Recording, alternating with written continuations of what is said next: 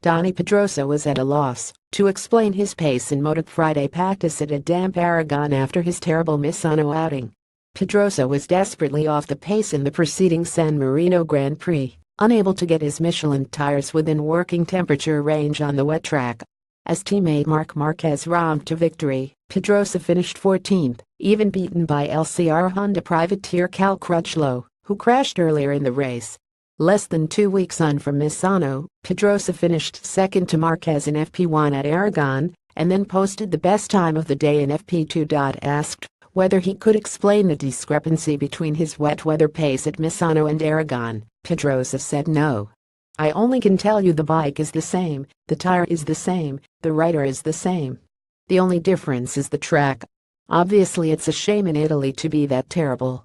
But at least we know we are fast here, and next time when these things happen, we know it's not really rider's fault or mechanic's fault. We know it's some external thing, not anything not being the way it should be. Pedrosa added that his improved pace in Aragon did not come as a surprise. He said, "Not today, it surprised me in Misano. Not today. I know here in the wet we are fast. But Misano was surprising to see that we cannot use the tires." Marquez, who ended Friday fourth quickest, said he felt strong on the bike, but was trying to take no risks given that the rest of the Aragon weekend is expected to be dry. Of course it was important to ride, to get the feeling with the bike, but it's difficult to take conclusions or information, because looks like tomorrow and Sunday will be dry conditions, he said. Share this article on Facebook, Twitter, LinkedIn, Google, email.